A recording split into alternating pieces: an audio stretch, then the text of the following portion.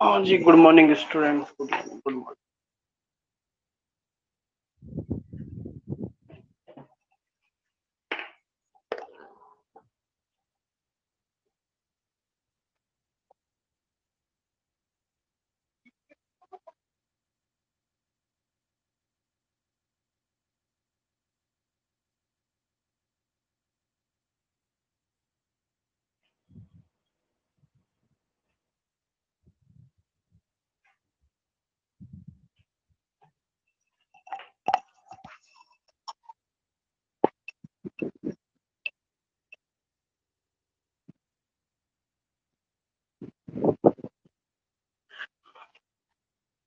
तो students, last class में हम लोग जो है बात कर रहे थे केमिकल काइनेटिक्स के अंदर रेट ऑफ रिएक्शन की, जिसमें हमने रेट कांस्टेंट जो है वो लिख लिया था। उसकी यूनिट जो है कैसे कैलकुलेट करनी है ये हम लोगों ने सीख लिया था। इसके अलावा हम लोगों ने उन फैक्टर्स की भी बात की थी जिन फैक्टर्स पर किसी भी रिएक्शन की स्पीड कह लीजिए या रेट कह लीजिए डिपेंड करती है। आज हम लोग आगे चलते हैं, आगे बढ़ रहे हैं बच्चों, और हम लोग करने जा रहे हैं आज सबसे पहले ऑर्डर ऑफ रिएक्शन। हेडिंग बना दीजिए, order of reaction, order of reaction.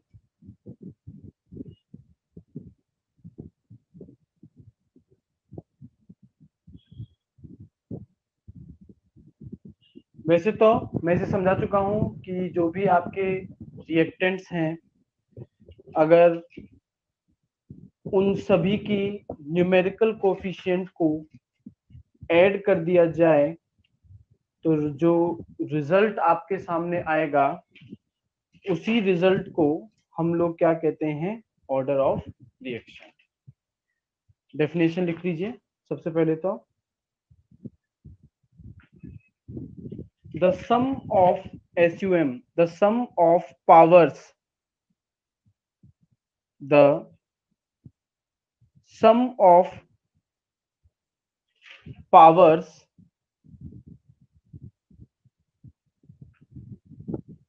to which concentration terms, to which concentration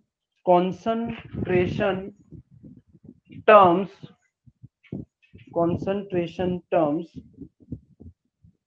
are raised in the RAISED, are raised in the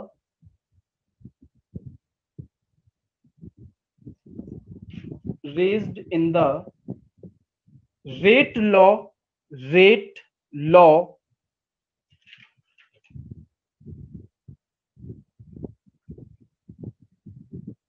of experimental determined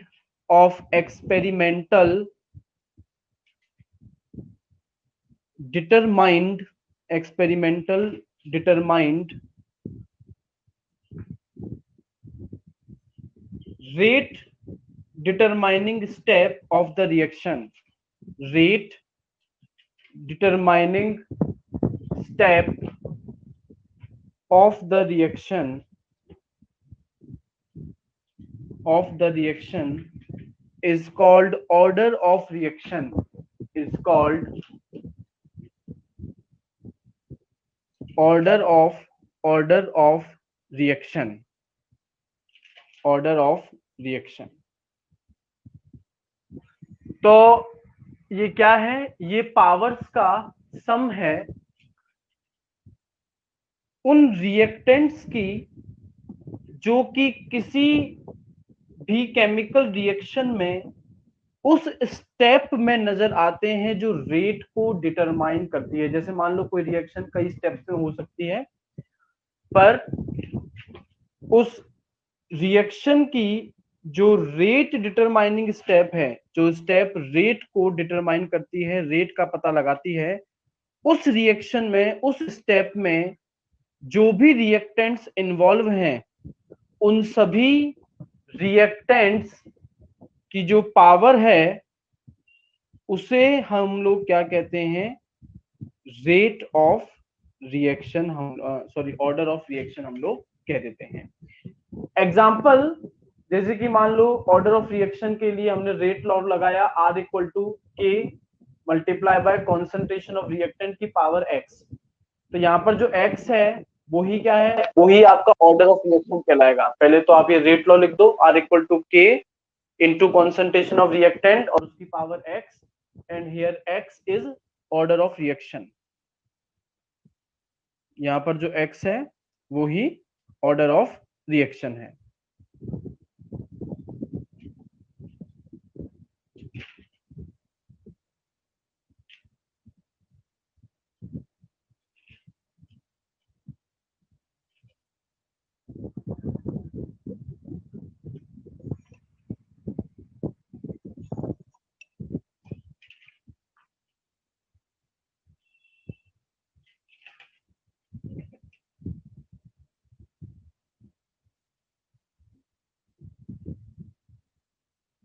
हाँ जी, अब उसके बाद में एक मैंने एग्जांपल आपके सामने रखा है।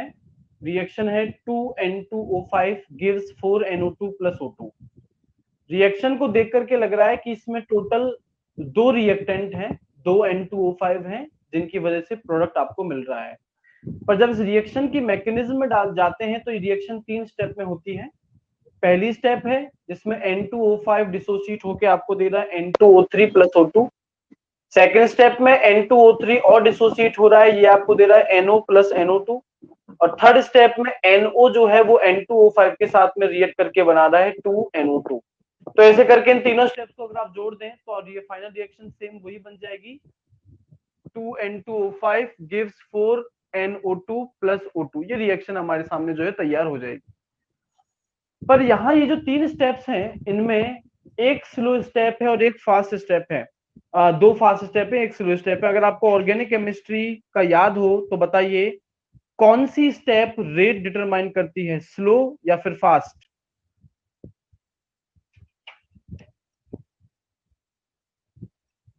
कौन see step rate determining step कहलाती है, स्लो स्टेप या फिर फास्ट स्टेप? न्यूक्लियोफिलिक सब्स्टिट्यूशन में आया था।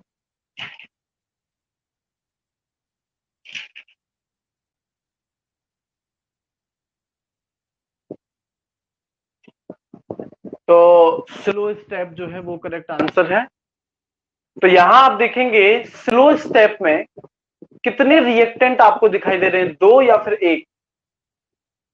स्लो स्टेप में यहाँ कितने रिएक्टेंट्स आपको नजर आ रहे हैं? एक रिएक्टेंट नजर आ रहा है कि दो रिएक्टेंट नजर आ रहे हैं?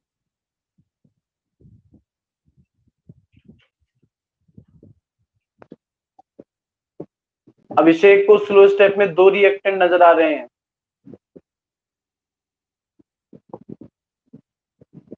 मोहित को एक नजर आ रहा है। अभिषेक दो कहाँ है भाई? एक ही तो N2O5 लिया है।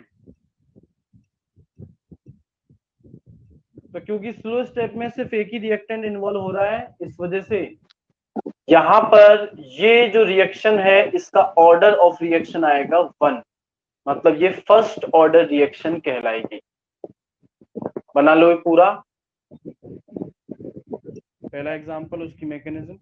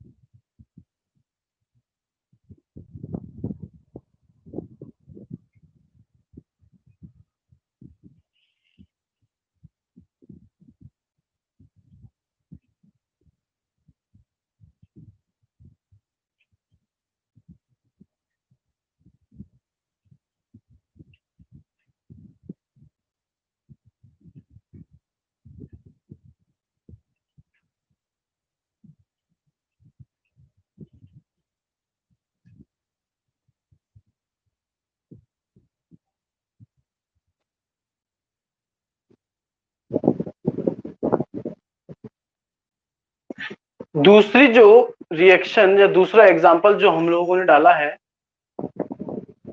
वो है H2 plus Cl2 gives 2HCl और एरो के ऊपर हमने H न्यू लिखा है, मतलब लाइट, मतलब रेडिएशन। ये रिएक्शन बिना रेडिएशन के नहीं हो सकती। मतलब यहां पर जो सबसे इंपॉर्टेंट चीज है वो है रेडिएशन। तो आपकी जो रेट ऑफ रिएक्शन है वो यहाँ रिएक्टेंट्स पर ना डिपेंड करके रेडिएशन पर डिपेंड कर रही है। तो जब ये रिएक्टेंट पर डिपेंड ही नहीं कर रही तो यहाँ क्या लगता है ऑर्डर ऑफ रिएक्शन क्या आना चाहिए?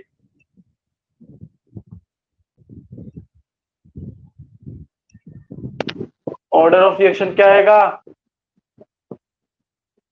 अगर रिएक्टेंट पर डिपेंड ही नहीं कर रही ये रेट इस इक्वेशन के लिए तो ये बन जाएगा आपका जीरो ऑर्डर रिएक्शन। एग्जांपल बना लो और इसका ऑर्डर ऑफ रिएक्शन लिख लेना जीरो, जीरो ऑर्डर रिएक्शन।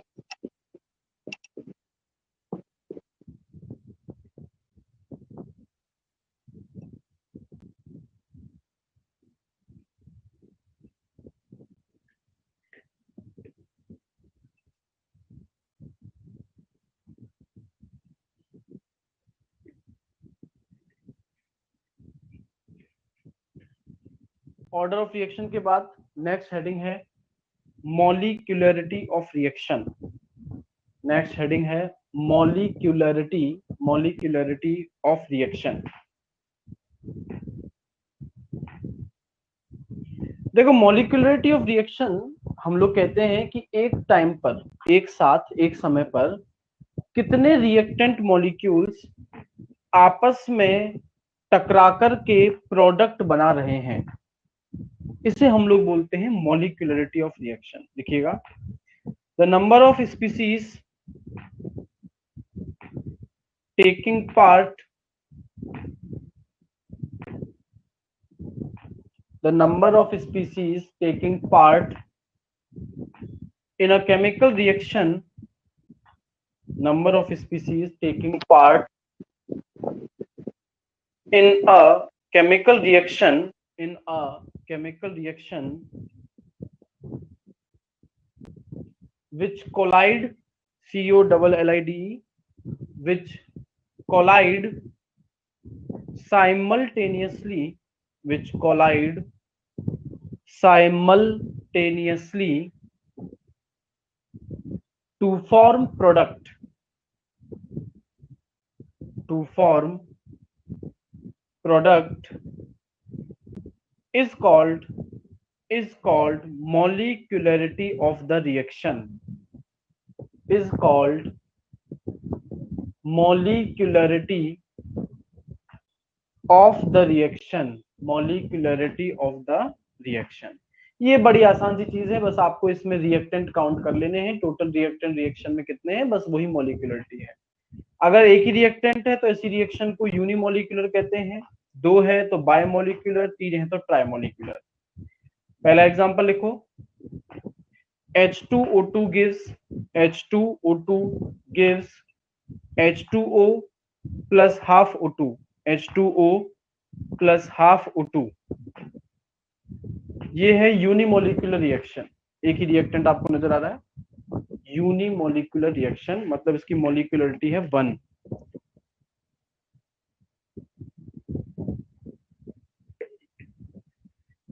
दूसरा एग्जांपल लिखो, 2HI gives H2 plus I2, 2HI gives H2 plus I2, इसकी मोलिकुलरिटी क्या होगी?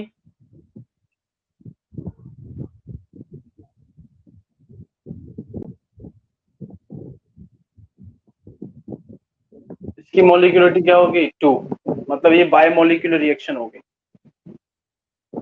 2HI gives H2 plus I2, ये आपकी बायमोलिकुलर रिएक्शन। तीसरी reaction 2NO plus O2, 2NO plus O2 gives 2NO2, इसकी molecularity क्या होगी?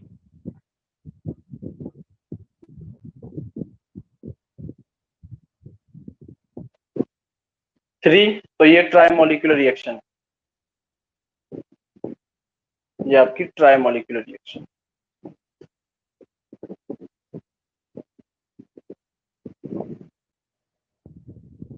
कुछ दो चार छोटे मोटे डिफरेंसेस हैं ऑर्डर ऑफ रिएक्शन और मॉलिक्यूलरिटी में, वो हमें लिखने हैं। Differences between order of reaction and molecularity.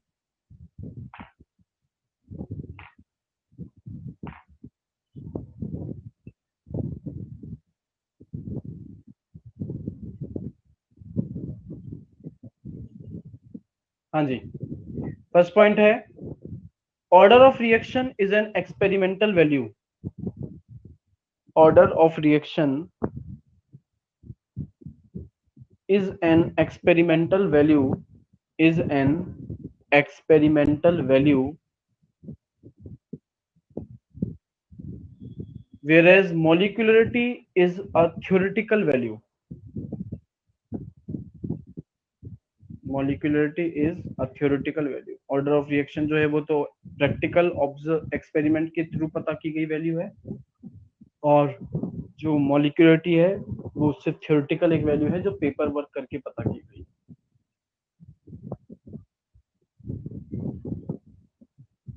Second point, the order of reaction can be zero, zero और इन फ्रैक्शन जीरो भी हो सकती है और फ्रैक्शन में भी हो सकती है, पर मॉलिक्यूलरिटी ना तो कभी जीरो होगी और ना कभी फ्रैक्शन में होगी, but molecularity is only a natural number, is only a natural number.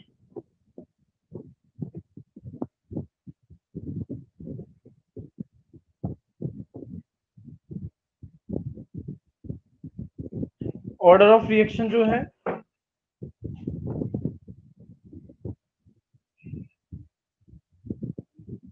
वो मॉलिक्यूलरिटी के इक्वल भी हो सकती है और इक्वल भी नहीं हो सकती है, क्योंकि ये चीज डिपेंड करती है स्लो स्टेप पे, जबकि मॉलिक्यूलरिटी जो है वो ओवरऑल रिएक्शन पे डिपेंड करती है। Order of reaction depends upon slowest step,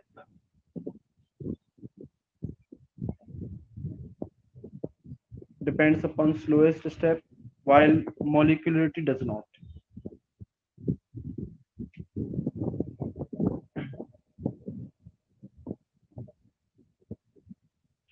While molecularity does not.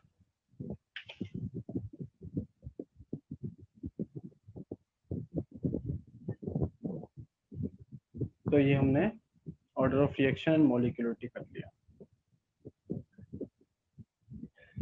Next जो हेडिंग हम लोगों को करनी है वो है इंटीग्रेटेड रेट लॉ, या इंटीग्रेटेड रेट इक्वेशन भी हम लोग इसे कह सकते हैं।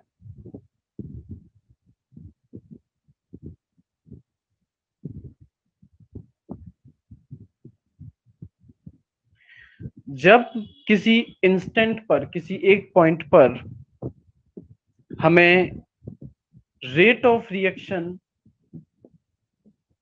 या रेट कांस्टेंट या ऑर्डर ऑफ रिएक्शन पता करना होता है, तब हम लोगों को इंटीग्रेटेड रेट इक्वेशन जो है उसका सहारा लेना पड़ता है। भाई नॉर्मल रेट लॉ हमारे पास में सीधा सीधा था R equal to minus d r upon d t, ये हमारे पास में सीधा सीधा था। पर जब हमें इंस्टेंटेनियसली बहुत छोटे चेंज के लिए पता करनी हो चीजें, तब हमें इंटीग्रेटेड रेट लॉ जो है उसका सहारा लेना पड़ता है। लिखिएगा, as we know that the order of a reaction, as we know that the order of a reaction, order of a reaction is an experimental quantity, is an experimental quantity, experimental quantity, full stop, the instantaneous rate of the reaction, the instantaneous rate of the reaction, instantaneous rate of the reaction is determined by the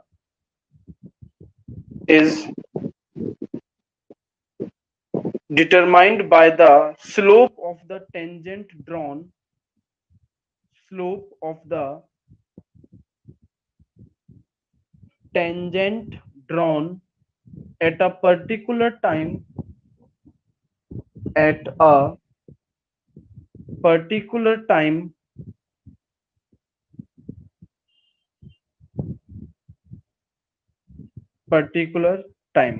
full stop. For very small change, integrated rate law is applied, integrated rate law is applied.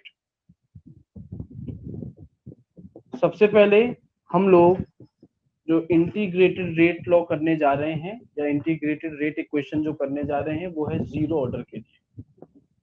सबसे पहले zero order reaction,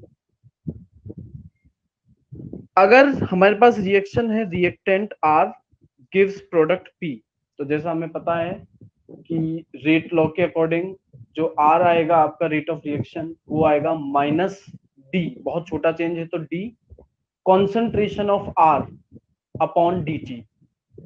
यहाँ ये जो concentration of R है ये एक particular time पर है, ये एक पर्टिकुलर टाइम पर है कि भैया पहले तो आपने मान लो 10 मोल पर लीटर कॉन्सेंट्रेशन ली थी, अब एक पर्टिकुलर टाइम पर जो कॉन्सेंट्रेशन है रिएक्टेंट की वो 5 मोल पर लीटर है। तो यहाँ पर जो R कॉन्सेंट्रेशन ऑफ R जो आप देख रहे हैं ये वैल्यू ली जाएगी आपकी 5, जो कि एक पर्टिकुलर टाइम पर वैल्यू है। तो minus d r upon d t ये आपके पास में रेट का फॉर्मूला है। और रेट लॉ के अकॉर्डिंग अगर हम लोग जीरो ऑर्डर के लिए लिखें तो R इक्वल टू के आपका रेट कांस्टेंट है, कॉन्सेंट्रेशन ऑफ R।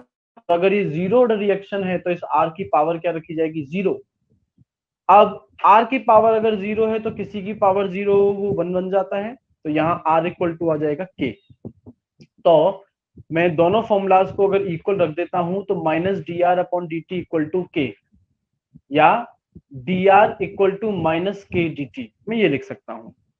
अब मैं दोनों साइड्स को क्या करूंगा, इंटीग्रेट करूंगा बिना किसी लिमिट के। तो डी आर का इंटीग्रेशन आएगा are minus k d T, इसमें माइनस के तो एक कांस्टेंट है जिसका इंटीग्रेशन नहीं हो सकता तो वो तो अलग हो गया, और dt जो है उसका इंटीग्रेशन आएगा बिना किसी लिमिट के t प्लस सी। तो यहां पर आपका इक्वेशन आएगी r इक्वल टू माइनस के T plus c, r equal to minus के टी प्लस सी। ये जो आपका c है इसे हम लोग कहते हैं इंटीग्रेशन कांस्टेंट, c को इंटीग्रेशन कांस्टेंट हम लोग कहते हैं। अब अगर c कांस्टेंट है तो मतलब टाइम कुछ भी हो C सेम रहेगा हमेशा। तो हमने मान लिया कि अगर टाइम जीरो है मतलब रिएक्शन शुरू ही नहीं हुई है तो R जो है उसकी जगह मैं रखूंगा R नॉट। R क्या है, R तो वो रिएक्टेंट की कॉन्सेंट्रेशन है जो एक पर्टिकुलर टाइम पर बची है। जैसे अभी मैंने एग्जांपल लिया था कि स्टार्टिंग में आपने 10 मोल पर लीटर लिया और कुछ सेकंड्स के बाद में 5 मोल पर लीटर बचा है, तो R अभी के लिए तो अपने पास में 5 था, पर जब टाइम शुरू नहीं हुआ है तब कंसंट्रेशन जो है वो कितनी होगी, सर जो स्टार्टिंग में कंसंट्रेशन होगी रिएक्टेंट की वही तो होगी। तो हम लोग उसे क्या मान रहे हैं, आर नॉट। आर नॉट है इनिशियल कॉन्सेंट्रेशन ऑफ रिएक्टेंट और आर है फाइनल कॉन्सेंट्रेशन ऑफ रिएक्टेंट। तो अगर मैं इक्वेशन 1 जो कि आई थी मेरी आर इक्वल टू माइनस के टी प्लस सी, इसमें मैं टी की वैल्यू जीरो रख दूं तो ये माइनस के टी तो पूरा जीरो हो गया, तो और आर की जगह मैं आर नॉट रख दूं तो ये आर नॉट किसके इक्वल आएगा, सी के इक्वल आएगा। अब इस सी की वैल्यू मैं फर्स्ट इक्वेशन में डाल देता हूं तो आर इक्वल टू माइनस के टी प्लस आर नॉट मिल जाएगा और लास्ट आंसर जो आएगा वो आएगा k equal to r naught minus r upon t. याद रखिएगा आर नॉट क्या है, इनिशियल कॉन्सेंट्रेशन जो रिएक्टेंट की ली गई, आर क्या है, फाइनल कॉन्सेंट्रेशन जो रिएक्टेंट की बची है। आर नॉट तो जो स्टार्टिंग में ली गई थी और आर जो बची है। अगर किसी क्वेश्चन में इनिशियल कंसंट्रेशन नहीं दी जाती है तो हम लोग इस इनिशियल कंसंट्रेशन को या तो 1 मान लेते हैं या फिर हम लोग इसे मान लेते हैं 100। या तो 1 मान लेते हैं या फिर हम लोग क्या मान लेते हैं, इसे 100 मान लेते हैं। ध्यान से सुनना मेरी बात और फिर जवाब देना। अगर लिखा हुआ है एक रिएक्शन में a reaction is 80% completed, a reaction is 80% completed, तो यहां आर नॉट तुम क्या लोगे और आर क्या लोगे, बताओ कमेंट करके। अगर मैं कहता हूं रिएक्शन इज 80% कंप्लीटेड, तो आर नोट क्या लोगे और आर क्या लोगे।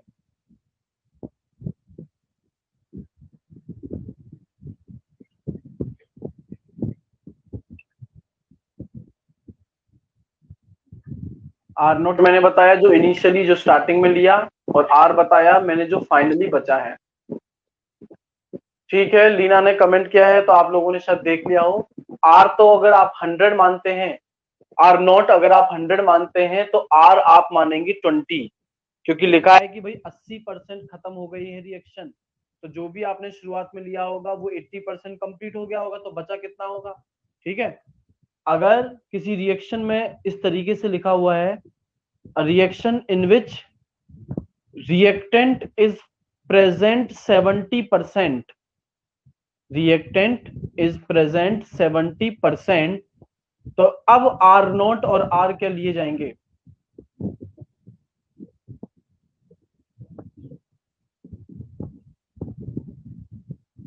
अब आर नॉट और आर क्या लिए जाएंगे। Reaction in which 70% reactant is present या 70% रिएक्टेंट इज लेफ्ट, तब आर नॉट और आर क्या लिए जाएंगे।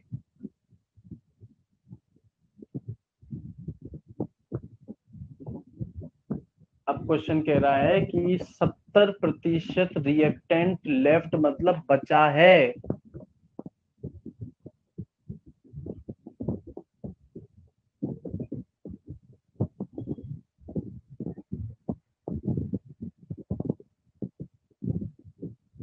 लीना पिछला वाला तुमने गलत किया था कमेंट, मैंने तो अब देखा आर तुमने 100 लिया और आर नॉट 20, जबकि आर नॉट 100 लेना था और आर 20 लेना था।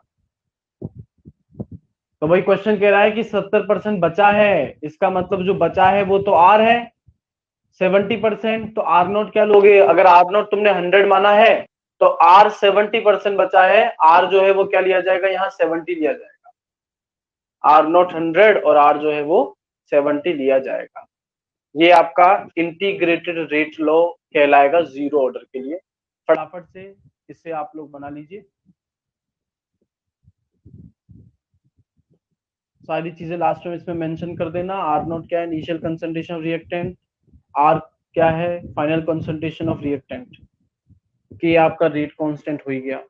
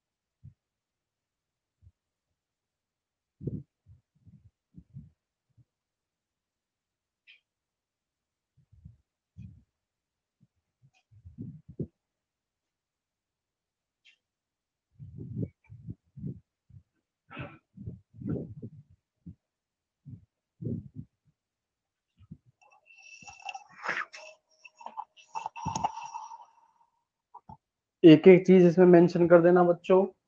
सी तो तुम्हारा इंटीग्रेशन कांस्टेंट है, R naught initial concentration of reactant है, R final concentration of reactant है, के रेट कांस्टेंट, टी आपका टाइम पीरियड। कभी कभी क्वेश्चन में हम लोगों को ये नहीं दिया जाता कि किस ऑर्डर की रिएक्शन है, तो वहां हम लोग जो के है रेट कांस्टेंट, उसकी यूनिट से हम लोग पता करते हैं कि किस ऑर्डर की रिएक्शन है। लास्ट क्लास में आपने बिल्कुल जीरो ऑर्डर, फर्स्ट ऑर्डर और सेकंड ऑर्डर के लिए रेट कांस्टेंट के जो है उसकी यूनिट आपने निकाली है। तो कभी कभी क्वेश्चन में ये नहीं दिया जाता कि किस ऑर्डर की रिएक्शन है, पर आप पता कर सकते हैं कि जो है रेट कांस्टेंट उसकी यूनिट की हेल्प से।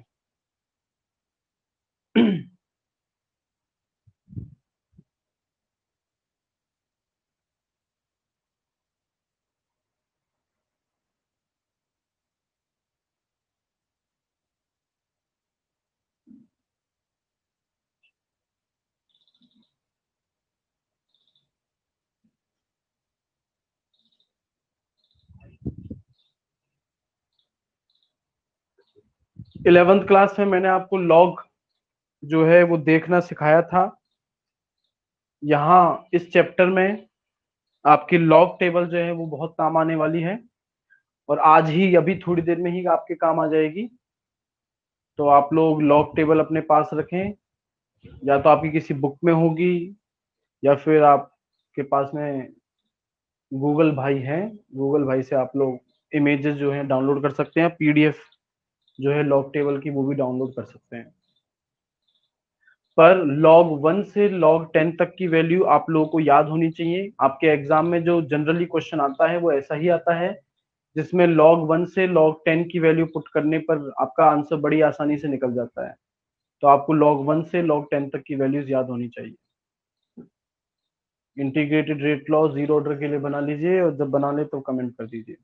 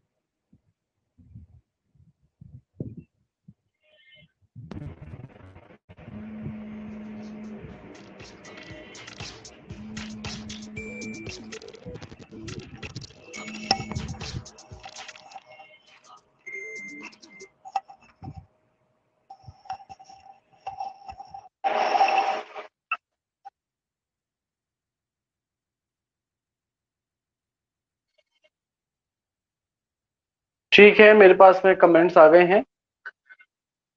तो बच्चों इसी जीरो ऑर्डर में हम लोगों को हाफ लाइफ जो है, half life of zero order reaction, ये हम लोगों को करना है। देखो हाफ लाइफ क्या है, वो टाइम पीरियड है जिस टाइम के बाद जो भी आपने रिएक्टेंट की कॉन्सेंट्रेशन इनिशियली स्टार्टिंग में ली थी, वो उस टाइम के बाद में आधी हो जाए, मतलब आधा रिएक्टेंट जो है वो कंज्यूम हो जाए जिस टाइम में, उस टाइम को हम लोग बोलते हैं हाफ लाइफ। देखो, the time in which half of the initial concentration, the time in which half of the initial concentration of reactant, half of the initial concentration of reactant undergo undergo reaction, undergo reaction is called half life, half life. Half life को हम लोग या तो T half से represent करते हैं या फिर इसे T50% से भी रिप्रेजेंट किया जाता है। तो जीरो ऑर्डर के लिए जो आपने इंटीग्रेटेड रेट लॉ डिराइव किया है उसमें हम लोग अगर हाफ लाइफ का फॉर्मूला निकालें तो टी की जगह तो हमें रखना पड़ेगा टी हाफ या T50%। और जैसा कि ये कह रहा है कि भैया इस टाइम पर आधा जो रिएक्टेंट है वो कंज्यूम हो जाता है, इसका मतलब अपन कह सकते हैं कि आधा रिएक्टेंट बचा है। तो हम लोग जो आर है उसे क्या मान लेंगे, यहां आर किसके इक्वल आएगा भाई, हाफ लाइफ में आर किसके इक्वल आ जाएगा, आर इक्वल आएगा आर नोट बाय 2 के। मैं कह रहा हूं ना कि भाई आधा बचा है, तो आप के का जो फॉर्मूला आया है जीरो ऑर्डर के लिए उसमें आर की जगह तो रख दीजिए आर नोट बाय 2 और टी की जगह आप लोग रख दीजिए टी हाफ। तो आपके पास में टी हाफ का फॉर्मूला आ जाएगा आर नोट बाय 2 के। आप लेफ्ट साइड में, बोर्ड की लेफ्ट साइड में कॉर्नर में हाफ लाइफ का फॉर्मूला मैंने बना दिया है, आप लोग उसे बना लीजिए जीरो ऑर्डर के लिए, t half equal to r naught by 2 के। ये आपके पास में आंसर आ जाएगा।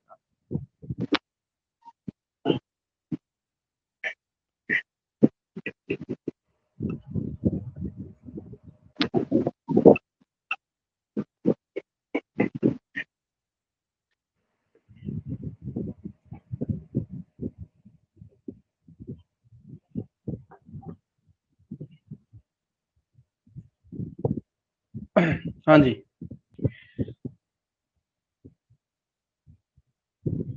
फिर हम लोग इंटीग्रेटेड रेट लॉ करते हैं फर्स्ट ऑर्डर के लिए।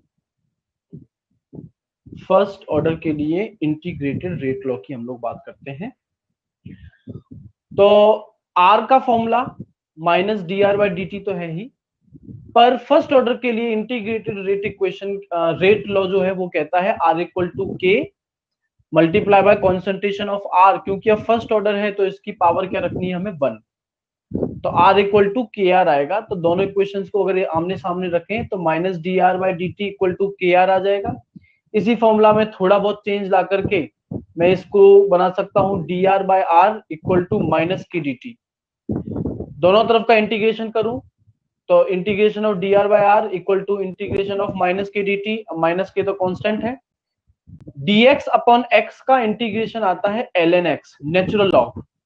तो इस हिसाब से dr बाय r का इंटीग्रेशन आएगा ln r equal to minus के टी प्लस सी।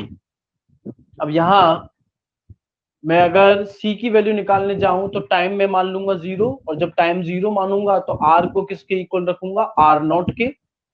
तो ln r naught equal to क्या आएगा, c। c की वैल्यू अगर मैं इक्वेशन में पुट कर दूं तो ln r equal to minus के T plus ln r naught, और ln r नॉट को उधर ले जाऊं और माइनस के टी को प्लस बना दूं तो ln r naught minus ln r equal to k t. अब हमारे पास में एक लॉग की इक्वेशन होती है log a minus log b equal to log a upon b। इस इक्वेशन के अकॉर्डिंग मैं लिख सकता हूं ln r naught by r equal to k t. और जब हम लोग ln नेचुरल लॉग हटा करके सिर्फ लॉग लगाते हैं तब हमें इक्वेशन को मल्टीप्लाई करना पड़ता है 2.303 से। तो ln को हटा करके अगर हम लोग लॉग लगाएंगे तो 2.303 log are naught by r equal to k t. इसके बाद मैं आगे करने जा रहा हूं क्योंकि मेरे पास में बोर्ड में जगह नहीं थी इतनी, तो आप लोग यहां तक बना लीजिए और इसके आगे में जो है मैं लिख रहा हूं।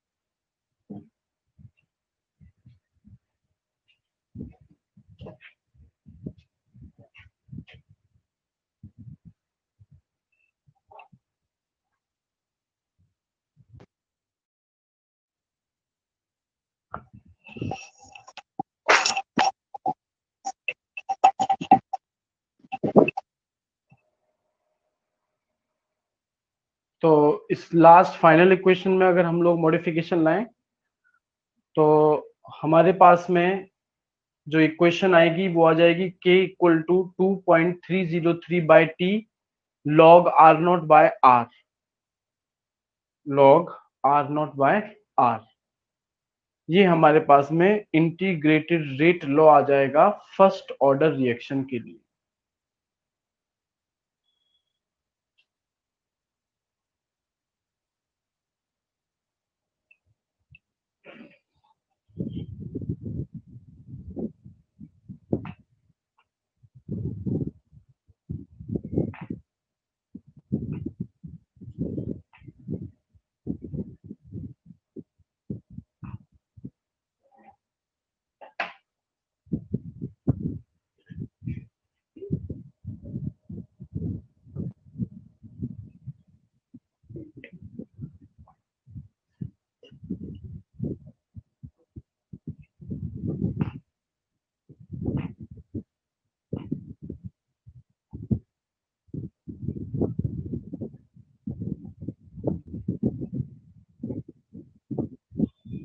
रेट लॉ बना लीजिए, मेंशन कर दीजिएगा हर चीज को, और जब कर लें तो कमेंट कर दीजिएगा।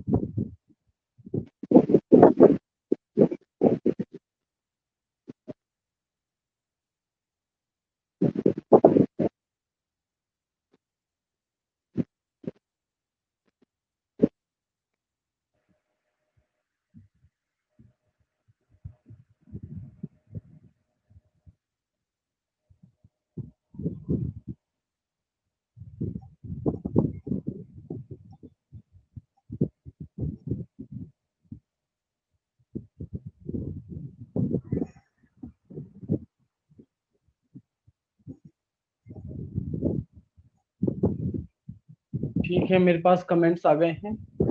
अगर हम लोग फर्स्ट ऑर्डर के लिए हाफ लाइफ को कैलकुलेट करने जाएं तो टी की जगह तो हमें टी हाफ रखना पड़ेगा और आर की जगह हमें रखना पड़ेगा आर नॉट। तो इस हिसाब से T half equal to 2.303 upon K log are naught upon R naught by 2 ये आएगा, और आर नॉट से आर नॉट कैंसिल आउट होकर K T half equal to 2.303 upon K multiply by log 2, ये हमारे पास में मल्टीप्लाई बाय लॉग 2 ये आ जाएगा हमारे पास फॉर्मूला। अब जो लॉग 2 है उसकी वैल्यू होती है 0.3010, लॉग 2 की वैल्यू होती है 0.3010। तो 2.303 और 0.3010 को मल्टीप्लाई करने के बाद में टी हाफ हमारे पास में आएगा 0.693 upon k, T half equal to 0.693 upon के।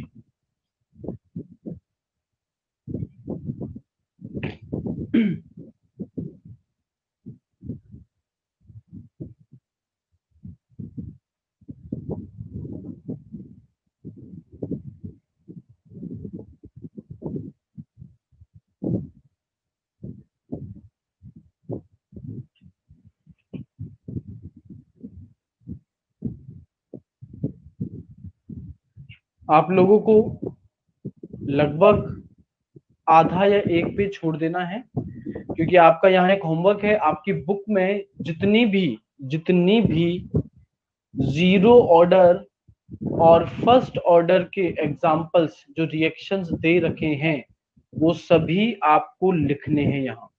तो आप आधा या एक पेज जो है छोड़ दीजिए, क्योंकि आपको यहाँ जीरो ऑर्डर के जितने भी एग्जाम्पल, जितने भी केमिकल रिएक्शन बुक में दे रखी हैं वो लिखनी है, और ऐसे ही आपको फर्स्ट ऑर्डर की रिएक्शन जो है वो लिखनी है। तो फिर चलिए क्वेश्चन जो है वो करके दिखाइए आप लोग।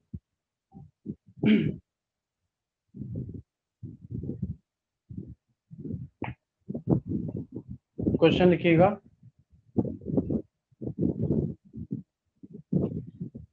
if 80% of the if 80% of the 80% of the zero order reaction is completed, 80% of the zero order reaction is completed in 160 minutes,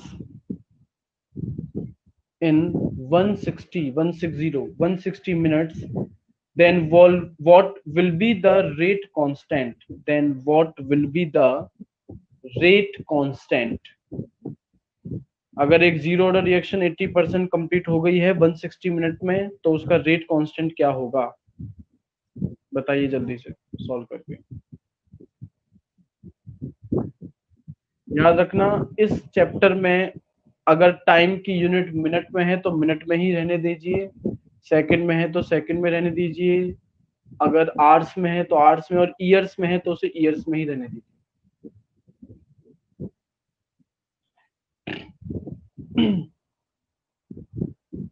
आपसे के की वैल्यू पूछी है, के की वैल्यू आप यूनिट के साथ में बताएंगे। जीरो ऑर्डर में यूनिट क्या आती है ये आपने लास्ट क्लास में निकाला है।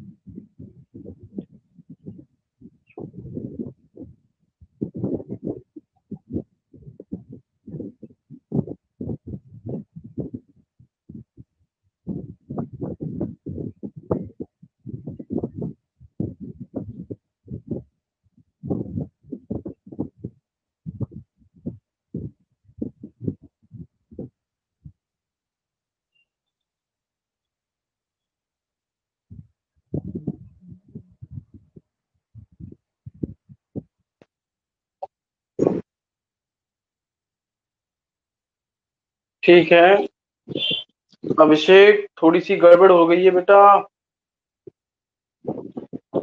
आर नॉट की वैल्यू तुमने अगर मानी 100, तो आर की वैल्यू आई 20, है ना? तो 100 माइनस 20 आपका आ गया 80, और नीचे आपने रखा 200, 80 अपॉन 200। ठीक है, ठीक है, सही है। 0.5 mole litre inverse minute inverse.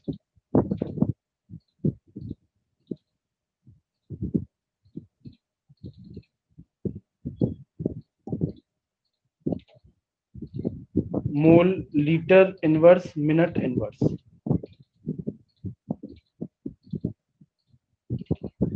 एक और क्वेश्चन बनाओ और फिर आज की क्लास खत्म।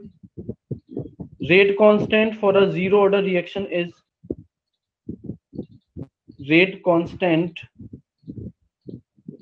for a zero order reaction is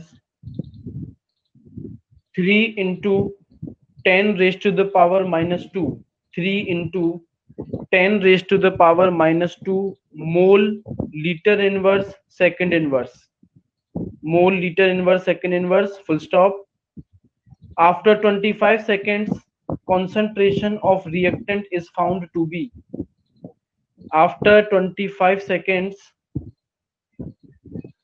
concentration of reactant is found to be 0.5 capital M, 0.5 capital M, full stop. Calculate the initial concentration of reactant. Calculate the initial concentration of reactant. करिए फटाफट से।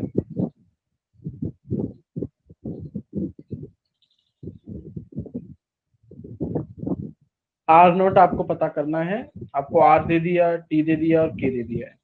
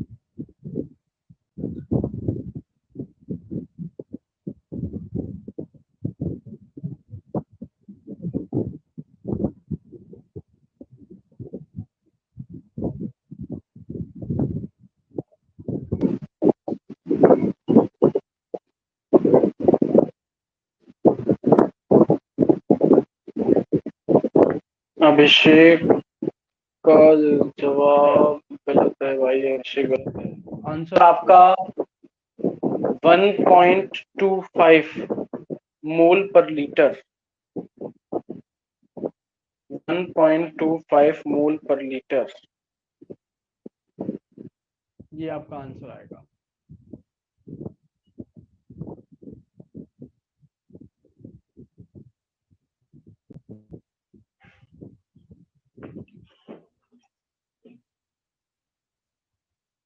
चलिए check कीजिएगा कहाँ क्या गलती है आपकी। नेक्स्ट क्लास में मिलेंगे, पर नेक्स्ट क्लास में सबके पास में लॉग टेबल होनी चाहिए। और 11th क्लास में आपको जो सिखाया गया था कि लॉग कैसे कैलकुलेट किया जाता है लॉग टेबल की हेल्प से, वो आपको पता होना चाहिए। और लॉग 1 से लॉग 10 के बीच तक की वैल्यूज आपको याद होनी चाहिए।